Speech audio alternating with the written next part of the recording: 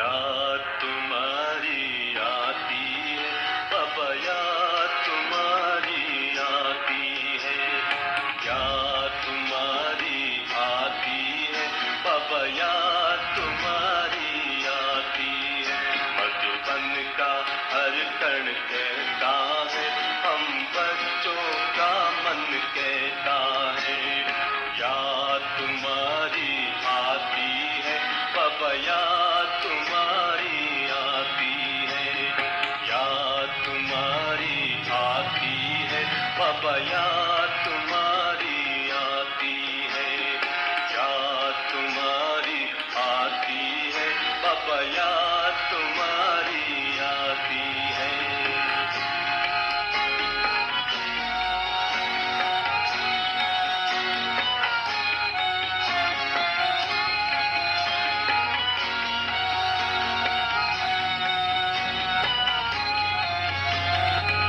सृष्टि के आदि पिता ब्रह्मा बाबा, प्यारे प्यारे पापा, इतने अच्छे हमको लगते आंखों के तारे तुम पापा, इतना ही प्यार दिया पापा, पापा याद तुम्हारी आती है, याद तुम्हारी आती है पापा, याद तुम्हारी आती है, याद तुम्हारी आती है पापा, याद तुम्हारी आती है।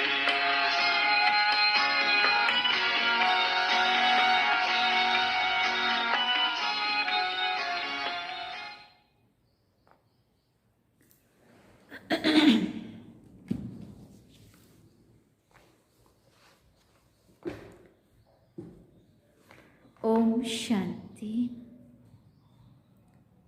बाबा गुड मॉर्निंग। आज अव्यक्त बाप दादा के 16 जनवरी 2022 के महावाक्य हैं। रिवाइज कोर्स 25 दिसंबर 1989 में बाबा ने मुरली चलाई थी और बाबा ने सार में कहा, रूहानी फ़कुर में रह बेफिक्र बादशाह बनो, रूहानी फ़कुर में रह बेफिक्र बादशाह बनो। अब इसका विस्तार सुनेंगे। आज बड़े ते बड़े बाप बच्चों को अलौकिक दिव्य संगम युग के हर दिन की मुबारक दे रहे हैं। दुनिया वालों के लिए विशेष एक बड़ा दिन होता है और बड़े दिन पर क्या करते हैं बाबा पूछ रहे हैं। वो समझते हैं बड़े दिल से मना रहे हैं, लेकिन आप जानते हो उन्हों का मनाना क्या है। उन्हों का मनाना और आप बड़े ते बड़े बाप के बड़े दिल वाले बच्चों का मनाना कितना न्यारा और प्यारा है। जैसे दुनिया वालों का बड़ा दिन है, खुशी में नाचते गाते एक दो को उस दिन की मुबारक देते हैं, ऐसे आप बच्चों के लिए संगम युग ही बड़ा युग है। आयु में छोटा है लेकिन विशेषताओं और प्राप्ति दिलाने में सबसे बड़ा युग है। तो संगम युग का हर दिन आपके लिए बड़ा दिन है, क्योंकि बड़े ते बड़ा बाप बड़े युग संगम युग में ही मिलते हैं। साथ साथ बाप द्वारा बड़े ते बड़ी प्राप्ति भी अभी होती है। बाप दादा सभी बच्चों को बड़े ते बड़ा पुरुषोत्तम अब बनाते हैं। जैसे आज के दिन की विशेषता और खुशियां मनाना, एक दो को गिफ्ट देना, मुबारक देना और फादर द्वारा ही गिफ्ट मिलने का दिन मनाते हैं।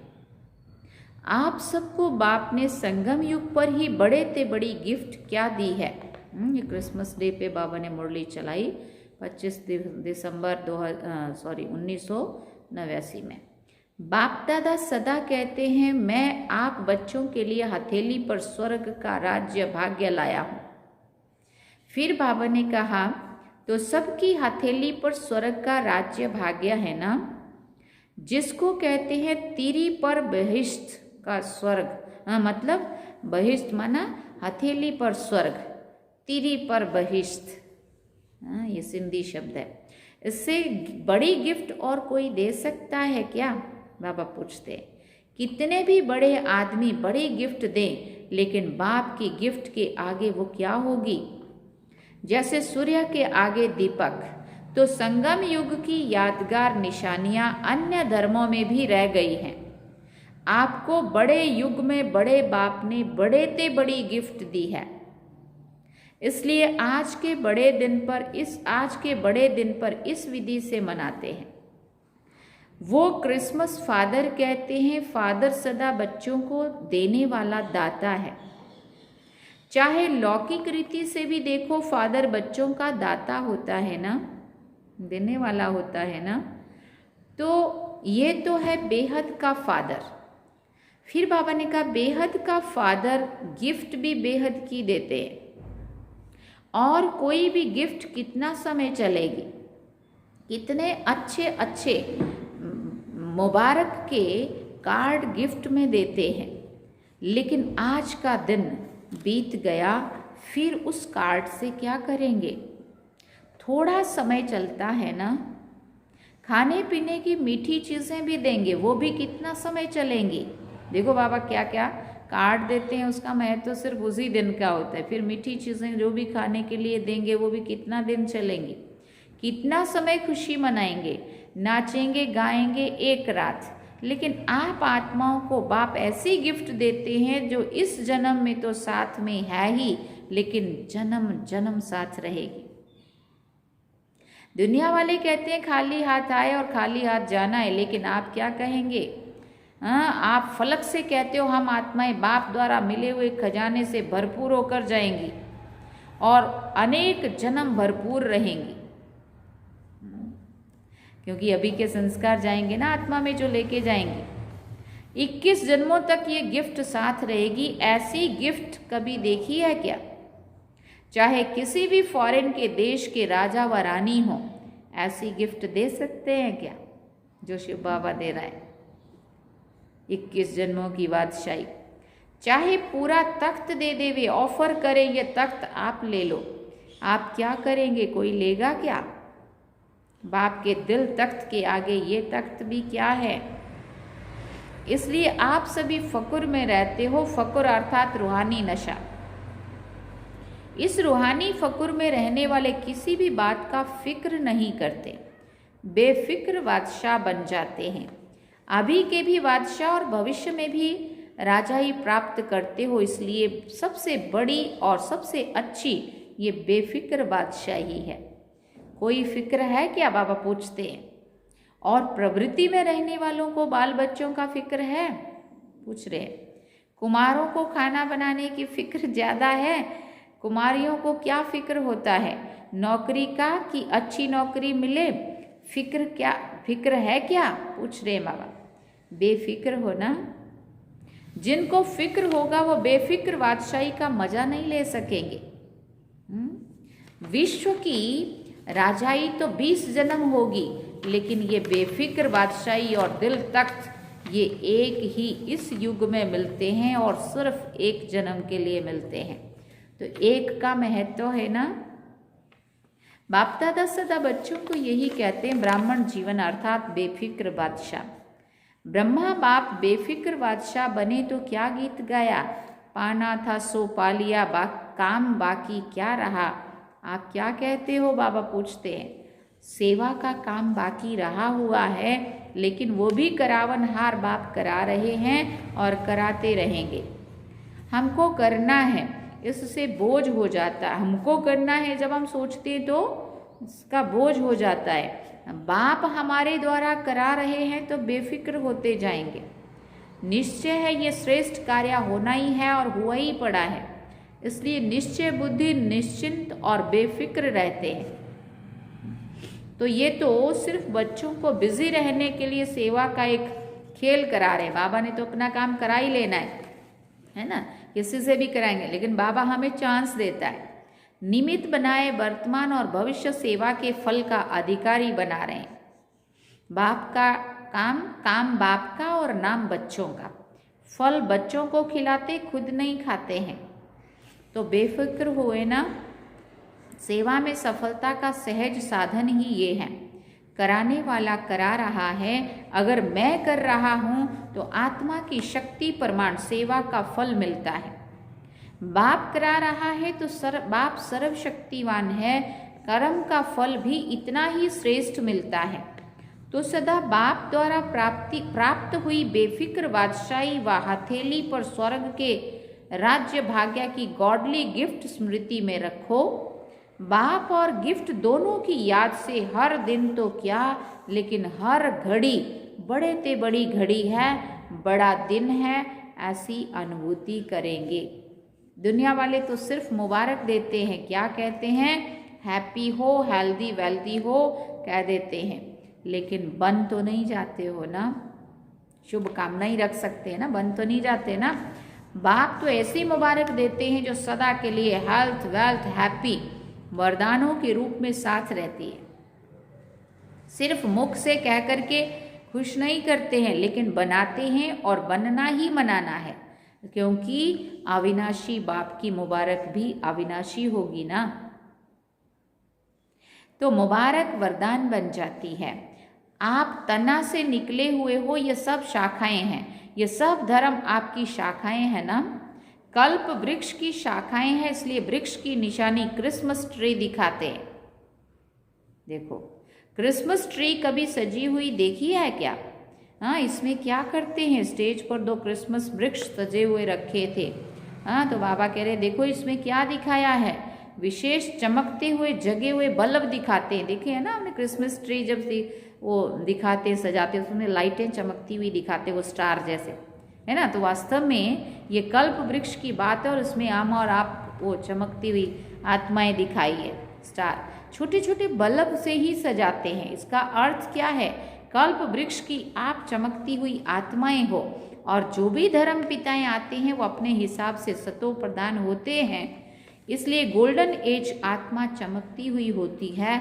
इसलिए ये कल्प वृक्ष की निशानी अन्य धर्म की शाखाएं भी हर वर्ष निशानी के रूप में मनाते रहते हैं। सारे वृक्ष का ग्रेट ग्रेट ग्रैंडफादर है ना। कौन सा बाप ग्रेट ग्रेट ग्रैंडफादर है? बाप ने ब्रह्मा को आगे रखा है। साकार सृष्टि की आत्माओं का आदि पिता आदिनाथ ब्रह्मा है, इसलिए ग्रेट ग्रेट ग्रैंडफादर है। आदि देव के साथ आप भी हो ना, कि अकेले आदि देव हैं? पूछ रहे बाबा। आप आदि आत्माएं भी आदि देव के साथ हो और आगे भी साथ रहेंगी। फिर बाबा ने पूछा इतना नशा है? खुशी के गीत सदा गाते रहते हो ना, या सिर्फ आज ही गाएंगे? आज विशेष डबल फॉरेनर्स का दिन है। आपके लिए रोज बड़ा दिन है या आज ही बड़ा दिन है? चारों ओर देश विदेश के बच्चे कल्प वृक्ष के चमकते हुए सितारे दिखाई दे रहे हैं। सूक्ष्म रूप में तो सभी मधुवन में पहुंचे हुए हैं, वो भी सब आकारी रूप में मना रहे हैं। बाबा हमेशा कहता था मैं डबल सभा देखता हूँ, एक जो सामने बैठे साकार में और एक जो फरिश्ता रूप में मन से यहाँ पहुँचे हैं, उनकी भी बाबा सभा देखते थे अपने यहाँ सामने। आप साकारी रूप में मना रहे हो, सभी का मन बाप की गॉडली गिफ्ट को देखकर खुशी में नाच रहा है। बाप दादा भी सर्व साकार रूप और आकार रूपधारी बच्चों को देखकर हर्षित भव की मुबारक दे रहे हैं। सदा दिल खुश मिठाई खाते रहो और प्राप्ति के गीत गाते रहो। ड्रामानुसार भारत वालों को विशेष भाग्य मिला हुआ है। अच्छा फिर बाबा ने कहा सभी टीचर्स ने बड़ा दिन मनाया कि रोज मनाती हो? जी बाबा, बड़ा बाप है और बड़े आप भी हो, इसलिए जो दुनिया वालों के बड़े दिन होते हैं ना, उसको महत्व तो देते हैं। इसमें भी आप बड़े छोटे भाइयों को उत्साह दिलाते हो। सभी टीचर्स बेफिक्र बादशाह हो? पूछ रहे। बादशाह अर्थात सदा निश्चय और नशे में स्थित रहने वाले, क्योंकि निश्चय विजय बनाता है और नशा खुशी में सदा उमंग में ऊंचा उड़ाता है। तो बेफिक्र बादशाह ही होंगे ना। कोई फिक्र है क्या? पूछते हैं बाबा। सेवा कैसे बढ़े? अच्छे अच्छे जिज्ञासु पता नहीं कब आएंगे, कब तक सेवा करनी पड़ेगी, ये तो नहीं सोचते हो। असोच बनने से ही सेवा बढ़ेगी, सोचने से नहीं बढ़ेगी। असोच मन बुद्धि को फ्री रखेंगे तब बाप की शक्ति मदद के रूप में अनुभव करेंगे। सोचने में ही बुद्धि बिजी रखेंगे तो बाप की टचिंग, बाप की शक्ति ग्रहण नहीं कर सकेंगे। बाबा और हम कंबाइंड है, करावनहार और करने के निमित्त मैं आत्मा हूँ। इसको कहते हैं असोच, अर्थात एक की याद। शुभ चिंतन में रहने वाले को कभी चिंता नहीं होती। जहाँ चिंता है वहाँ शुभ चिंतन नहीं, और जहाँ शुभ चिंतन है वहाँ चिंता नहीं। ये मन एक बार में एक ही सोच सकता है। अच्छा सोच रहा है, शुभ चिंतन कर रहा है तो वही चलेगा, तो व्यर्थ नहीं चलेगा। और अगर कोई चिंता का विचार अंदर कोई चल रहा है तो फिर शुभ चिंतन नहीं कर सकेंगे। इसलिए बाबा कहते हैं जहाँ चिंता है वहाँ शुभ चिंतन नहीं, और जहाँ शुभ चिंतन है वहाँ चिंता नहीं। अच्छा, चारों ओर के गॉडली गिफ्ट के अधिकारी, बड़े ते बड़े बाप के बड़े ते बड़े भाग्यवान आत्माएं, आदि पिता के साथ सदा साथी आत्माएं, आदि आत्माएं, सदा बड़े ते बड़े बाप द्वारा मोहब्बत की मुबारक अविनाशी वरदान प्राप्त करने वाले सर्व साकारी रूपधारी और आकारी रूपधारी सभी बच्चों को दिल खुश मिठाई के साथ याद, प्यार और नमस्ते। रूहानी बाप की रूहानी बच्चों को याद, प्यार, गुड मॉर्निंग, नमस्ते। हम रूहानी बच्चों की भी रूहानी माता पिता बाप दादा को दिल व जान सिकवा प्रेम से याद, प्यार, गुड मॉर्निंग, नमस्ते। थैंक यू बाबा, शुक्रिया बाबा। अभी पूना विदर ग्रुप बाबा के सामने बैठा है, उनसे बाबा ने बात की। रोज अमृत वेले दिल खुश मिठाई खाते हो? रोज अमृत वेले दिल खुश मिठाई खाते हैं वो स्वयं भी सारा दिन खुश रहते हैं और दूसरे भी उनको देखकर खुश होते हैं। ऐसी खुराक है, ये ऐसी खुराक है जो कोई भी परिस्थिति आ जाए, लेकिन ये दिल खुश खुराक परिस्थिति को छोटा बना देती है, पहाड़ को रुई बना देती है। इतनी ताकत है इस खुराक में। जैसे शरीर के हिसाब से भी जो तंदुरुस्त व शक्तिशाली होगा वह हर परिस्थिति को सहज पार करेगा, और जो कमज़ोर होगा वो छोटी सी बात में भी घबरा जाएगा। कमज़ोर के आगे परिस्थिति बड़ी हो जाती है और शक्तिशाली के आगे परिस्थिति पहाड़ से भी रुई बन जाती है। तो रोज दिल खुश मिठाई खाना मना सदा दिल खुश रहें। ये अलौकिक खुशी के दिन कितने थोड़े हैं। देवताई खुशी और ब्राह्मणों की खुशी में भी फर्क है। ये ब्राह्मण जीवन की परमात्म खुशी, अतीन्द्रिय सुख की अनुभूति देवताई जीवन में भी नहीं होगी। इसलिए इस खुशी को जितना चाहो मनाओ। रोज समझो आज खुशी का दिन, मनाने का दिन है। यहाँ आने से खुशी बढ़ गई है ना, यहाँ से नीचे उतरेंगे तो कम तो नहीं होगी। उड़ती कला अभी है, फिर तो जितना पाया उतना खाते रहेंगे। कमाई करने का यही समय है, उसके बाद फिर खाना ही खाना है। बाबा कहते तो सदा ये स्मृति में रखो कि हम दिल खुश मिठाई खाने वाले हैं और दूसरों को भी खिलाने वाले हैं, क्योंकि जितना देंगे उतना और बढ़ती जाएगी। देखो खुशी का चेहरा सबको अच्छा लगता है ना, और कोई दुख अशांति से घबराया हुआ चेहरा हो तो अच्छा नहीं लगेगा ना। जब दूसरों का अच्छा नहीं लगेगा तो अपना भी नहीं लगना चाहिए। तो सदैव खुशी के चेहरे से सेवा करते रहो। माताएं ऐसी सेवा करती हो, घर वाले आपको देखकर खुश हो जाएं। चाहे कोई ज्ञान को बुरा भी समझते हो, फिर भी खुशी का जीवन को देख करके मन से अनुभव जरूर करते हैं कि इनको कुछ मिला है जो खुश रहते हैं। क्योंकि ज्ञान, ये संस्था, ये ज्ञान सबको पसंद नहीं भी आएगा, लेकिन जब ये ज्ञान को सुनने वाले इतना खुशी में रहेंगे और वो लोग उनके संपर्क में आएंगे, उनको देखेंगे, तो वो बोलेंगे भले उनका ज्ञान हमें पसंद नहीं, उनकी संस्था में जाना भी पसंद नहीं है, लेकिन ये लोग जो इनके वहाँ जाते हैं इनको देख के बड़ा अच्छा लगता है, ये कितने खुश रहते, कुछ तो ज़रूर इनको मिला है ना। तो बाबा कहते बाहर अभिमान से ना भी बोलें, लेकिन अंदर से महसूस करते हैं कि आखिर तो झुकना ही है। आज गाली देते हैं, कल चरणों में झुकेंगे। आज जो उनको रोकने के, बंधन डालने के निमित्त बनते हैं, नहीं आने देते हैं, यहाँ का बुरा भी बोलते हैं, है ना, संस्था भी अच्छी नहीं है, वहाँ सुनाया भी नहीं, अच्छा भी सुनाया नहीं जाता, लेकिन एक दिन बाबा कहते उनको भी लगेगा खुशी अगर मिलती है तो वहाँ से मिलती है, शांति अगर मिलती है तो वो भी वहीं मिलती है, अपनापन और प्यार जो भी कुछ यहाँ मिलता है वो और कहीं नहीं मिलता है ना। बाबा कहते कहाँ झुकेंगे, अहो प्रभु कहकर झुकना जरूर है। तो ऐसी स्थिति होगी तभी तो झुकेंगे ना। कोई भी किसी के आगे झुकता है तो उसमें कोई बड़प्पन होता है, कोई विशेषता होती है ना, तो विशेषता पर झुकता है। कुछ उसमें देखता है, कुछ महसूस करता है, अनुभव करता है, अब कहते तब झुकता है। ऐसे तो नहीं झुकेगा ना, दिखाई दे कि इन जैसी जीवन तो कोई की है ही नहीं, ये तो सदा खुश रहते हैं, रोने की परिस्थिति में भी खुश रहे, मन खुश रहे, ऐसे नहीं हंसते रहो लेकिन मन खुश रहे। पांडव क्या समझते हैं, ऐसा अनुभव दूसरों को होता है या अभी कम होता है, पूछते हैं बाबा।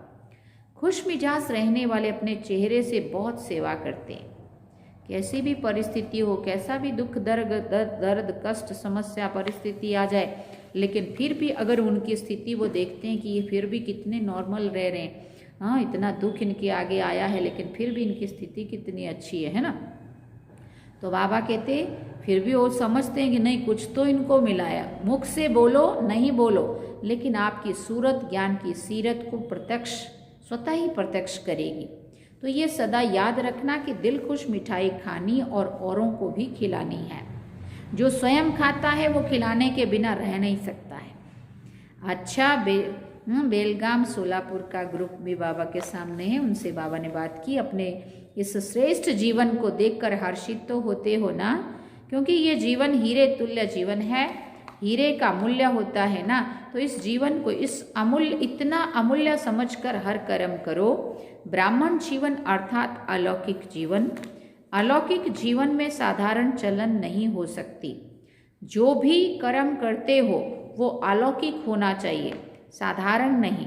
अलौकिक कर्म तब होता है जब अलौकिक स्वरूप की स्मृति रहती है, क्योंकि जैसी स्मृति होगी वैसी स्थिति होगी। स्मृति में रही एक बाप दूसरा ना कोई, तो बाप की स्मृति सदा समर्थ बनाती है, इसलिए कर्म भी श्रेष्ठ अलौकिक होता है। सारा दिन जैसे अज्ञानी जीवन में मेरा मेरा करते रहे, अब यही मेरा बाप की तरफ लगा दिया ना। सारा जिंदगी मेरा मेरा मेरा दुनिया में करते रहे, परिवार घर संसार के लिए, दुनिया के रिश्ते नातों के लिए। बाबा कहते जो मेरा मेरा वहाँ पे कर रहे थे आज तक, अब वही मेरा मेरा मेरा तो एक बाबा दूसरा ना कोई, अब बाबा में लगा दिया। अभी और सब मेरा मेरा खत्म हो गया। ब्राह्मण बनना अर्थात सब कुछ तेरा कर दिया। ये गलती तो नहीं करते हो कि मेरे को तेरा और तेरे को मेरा तो नहीं बना देते हो। जब कोई मतलब होगा तो कहेंगे मेरा, और जब कोई मतलब नहीं होगा तो कह देंगे तेरा। मेरा भले कहो लेकिन मेरा बाबा कहो। मेरा मेरा अगर करने की बाबा कहते थे आदत पड़ी हुई ही है, तो मेरा बाबा कहो। मेरा और कोई मतलब नहीं होगा तो कहेंगे तेरा। मेरा भले कहो लेकिन मेरा बाबा कहो, बाकी सब मेरा मेरा छोड़कर एक मेरा। ये एक मेरा कहने से मेहनत से छूट जाएंगे, बोझ उतर जाएगा। नहीं तो गृहस्थी जीवन में कितना बोझ है। अभी हल्के डबल लाइट हो गए, इसलिए सदा उड़ती कला वाले हो। उड़ती कला के सिवाय झुकती कला में रुकना नहीं है, सदा ही उड़ते चलो। बाप ने अपना बना लिया, सदा इसी खुशी में रहो। अच्छा, वरदान में बाबा ने कहा ज्ञान के साथ साथ गुणों को इमर्ज कर नंबर 1 बनने वाले सर्वगुण संपन्न भव। ज्ञान के साथ साथ गुणों को इमर्ज कर नंबर 1 बनने वाले सर्वगुण संपन्न भव। वर्तमान समय आपस में विशेष कर्म द्वारा गुणदाता बनने की आवश्यकता है, इसलिए ज्ञान के साथ साथ गुणों को भी इमर्ज करो। यही संकल्प करो कि मुझे सदा गुणमूर्त बन, सबको गुणमूर्त बनाने का विशेष कर्तव्य करना ही है। तो व्यर्थ देखने सुनने व करने की फुर्सत ही नहीं रहेगी। दूसरों को देखने की बजाय ब्रह्मा बाप को फॉलो करते हुए हर सेकंड गुणों का दान करते चलो तो सर्वगुण संपन्न बनने और बनाने का एग्जाम्पल नंबर 1 बन जाएंगे। फिर बाबा ने स्लोगन में कहा, साइलेंस की पावर द्वारा नेगेटिव को पॉजिटिव में परिवर्तन करना ही मनसा सेवा है। साइलेंस की पावर द्वारा नेगेटिव को पॉजिटिव में परिवर्तन करना ही मनसा सेवा है। अच्छा, ओम शांति। आज लवलीन स्थिति के लिए बाबा ने जो महावाक्य उच्चारण किया है, लवलीन स्थिति का अनुभव करो। ये परमात्म प्यार ऐसा सुखदायी प्यार है जो इस प्यार में एक सेकंड भी खो जाओ तो अनेक दुख भूल जाएंगे और सदा के लिए सुख के झूले में झूलने लग जाएंगे। हम इस पॉइंट को लेकर के बाबा के प्यार में खो जाएंगे और 10 मिनट के लिए फिर से हम योग में बैठेंगे।